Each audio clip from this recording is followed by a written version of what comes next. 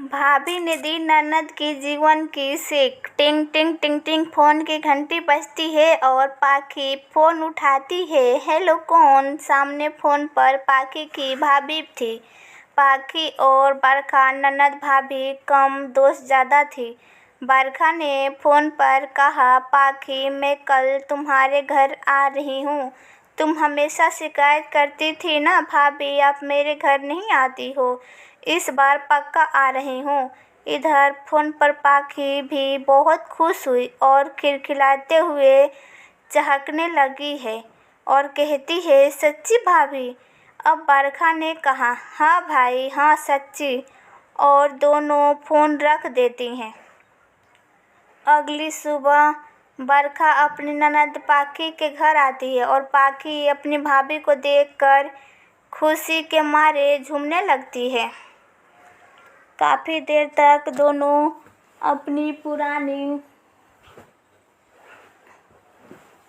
बातें करती रहती और साथ ही साथ दोनों घर का काम निपटाने लगती हैं। शाम के वक्त पाखी के पति विबान जी ऑफिस से घर आते हैं और बरखा को देखकर वो भी बहुत खुश होते हैं। बरखा और विबान भी एक दूसरे से बात कर ही रहे होते हैं कि विबान को देखते ही पाखी के चेहरे का नूर उड़ जाता है। वो विबान को देखकर खुश नहीं होती, आखिर क्यों? रात में सभी लोग डिनर खत्म करके सोने की तैयारी करते हैं। थोड़ी देर बाद विबान जी अपने दूसरे कमरे में चले जाते हैं। पाखी और बरखा दूसरे कमरे में। ऐसा ही क्रम लगभग दूसरे दिन भी चलता रहता। बरखा ने दूसरे दिन भी विबान और पाखी को अलग अलग कमरे में जाते हुए देखा। तब बरखा को लगा कि शायद मैं घर पर हूँ, इसलिए विबान जी अपना बेडरूम छोड़कर दूसरे कमरे में सोने चले जाते। इस बार बरखा पाखी के घर काफ़ी दिनों के लिए आई हुई थी। इस दौरान बरखा ने देखा कि पाखी विबान जी से ज़्यादा बात भी नहीं करती। पर क्यों? क्या दोनों के बीच में कोई बात है या दोनों के बीच में कोई मनमुटाव है? बरखा ने पाखी और विबान के रिश्ते के बीच के तनाव को अच्छी तरह से माप लिया था और एक दिन बरखा ने पाखी से पूछ ही लिया, पाखी तुम्हारे और विबान के बीच में सब कुछ ठीक चल रहा है ना? तुम बुरा मत मानना, पर मैंने जो महसूस किया है क्या वो सच है? तुम दोनों के बीच कोई बात हुई है क्या? तब पाखी ने विबान के प्रति नाराजगी जताते हुए बताया और कहा, भाभी आप विबान की बात मत ही करो तो ठीक रहेगा। हाँ सच है ये बात। हम दोनों के बीच दूरियां काफ़ी बढ़ चुकी है। तब बरखा ने कहा, क्यों? तब पाखी ने बताया, भाभी अभी कुछ महीने पहले मेरी तबीयत खराब थी, आपको तो पता ही है। उस समय मुझे मेरी जेठानी जी देखने आई हुई थी। मेरी जेठानी जी ने विबान को काफ़ी दिनों तक गौर किया और मुझसे कहा क्या पाखी ये देवर जी क्या रात में मोबाइल और लैपटॉप पर लगे रहते हैं? तुम कभी देवर जी का मोबाइल चेक नहीं करती क्या? पता है ना तुम्हें इतनी ढील नहीं देना चाहिए। मांगो जरा तुम मोबाइल देवर जी से। तभी मैंने जेठानी जी की बात सुनकर विबान से मोबाइल मांगा और विबान ने तुरंत ही मुझे मोबाइल का पासवर्ड खोलकर दे दिया और मैंने विबान का मोबाइल देखना शुरू कर दिया।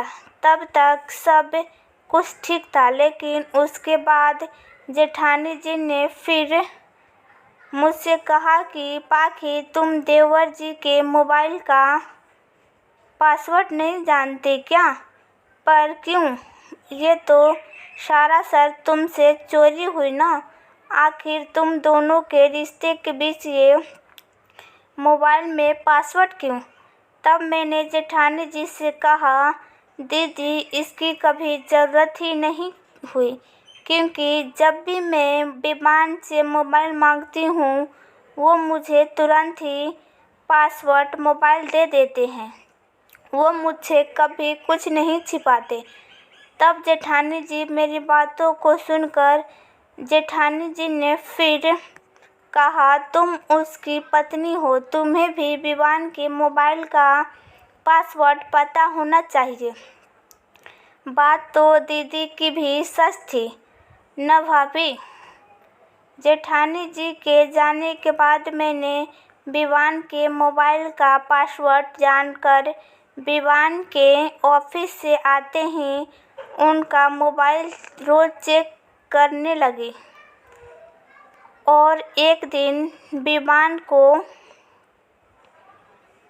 काफ़ी गुस्सा आ गया और गुस्से में उन्होंने मुझसे कहा, पाखी तुम मुझ पर शक करने लगी हो, तभी रोज़ मेरे ऑफिस से आते ही मेरा मोबाइल चेक करती हो। मैं कभी तुम्हारा मोबाइल चेक नहीं करता हूँ, मैं कभी तुम पर शक नहीं करता।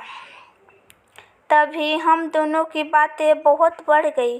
तब से ना मैं विवान से बात करती और ना विवान मुझसे, और तभी से दिन प्रतिदिन विवान मोबाइल में मशगूल रहने लगे हैं। शायद मुझे दिखाकर और परेशान करने लगे हैं। इतना सब सुनने के बाद बरखा ने पाखी को समझाया कि पाखी यूं ही कभी भी किसी के कहने पर शक की वृत्ति मत पाला करो, और तुम्हारी जेठानी तो स्वभाव में ही शकीली है।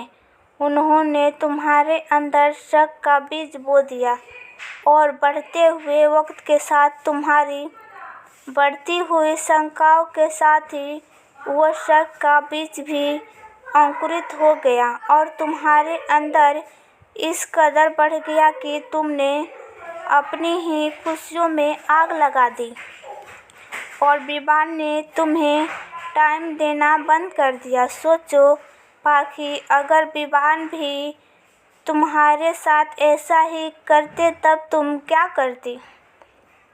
बरखा की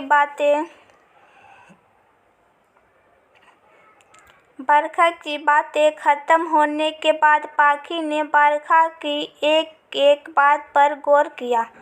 गौर करते हुए अपने पहले के पलों में खो जाती है। उसे वो सारे पल याद आने लगते हैं जब विवान पाखी को टाइम देते थे।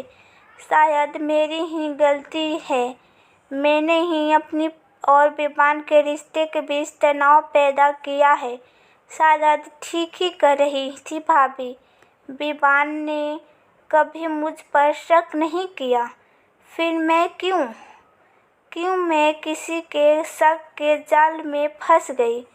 और ऐसे ही समय रहते बरखा ने पाखी को रिश्ते को समझने का एहसास कराया और कुछ ही दिनों बाद पाखी ने अपने और विवान के बिगड़ते रिश्तों का संभाल लिया। धीरे धीरे दोनों ही पहले की तरह खुशी खुशी रहने लगे।